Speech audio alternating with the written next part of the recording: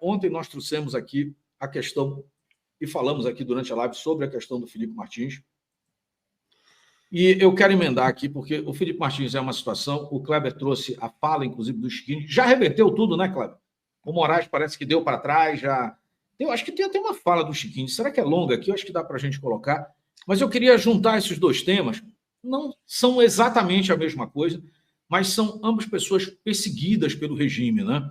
Claro, nós temos o Felipe de Martins, para mim, o maior intelectual da direita no momento, depois do professor Olavo de Carvalho. Eu não estou falando de política, tá, pessoal? Estou falando dos bastidores aí. Para mim, o Felipe tem essa posição.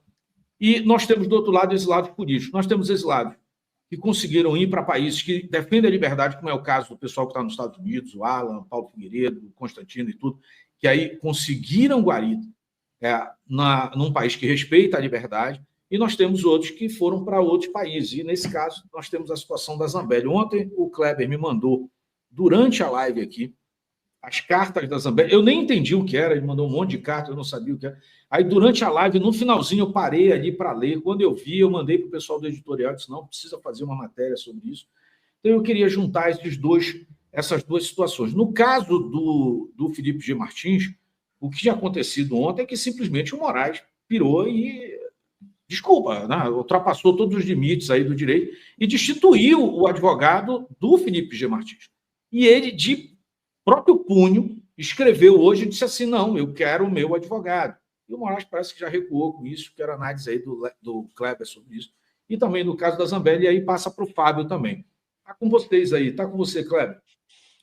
Bom, ontem nós havíamos declarado o absurdo jurídico, né, ao qual foi submetido o Felipe Martins. E hoje, na minha live, eu disse que o ministro Alexandre de Moraes estaria incorrendo, inclusive, em crimes seríssimos. Né, e não só de abuso de autoridade, mas crime de responsabilidade e outros que poderiam advir. Porque ele está mantendo em cárcere até hoje uma pessoa que o próprio Departamento dos Estados Unidos reconhece que foi detida através de um documento falso, de uma prova falsa. E isso está muito sério. Só que a gente tem um aspecto muito interessante nessa questão do Alexandre de Moraes e do Felipe Martins, que ele recuou, voltou atrás, não somente por um pedido do Felipe Martins e do advogado Jeffrey Tichini, ele voltou atrás por pressão da própria sociedade. O abuso que ele cometeu foi tão flagrante, foi tão aviltante, que a própria sociedade se contrapôs. E o Chiquini hoje trouxe uma nota da OAB, né, a OAB dizendo que não iria, não tinha ficado estarrecida e que não iria compactuar com aquilo. E muito provavelmente a OAB, porque eles têm esse canal de ligação, entrou em contato diretamente com o ministro Alexandre de Moraes e a situação do Moraes ficou muito ruim porque ele estava infringindo mais uma vez os direitos humanos.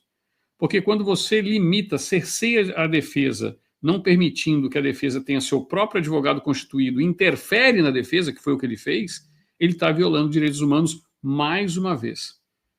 Então, o recuo do Moraes se deu em relação a isso. Mas aí entram outros fatores, e que a gente fala que são as coincidências da vida, né?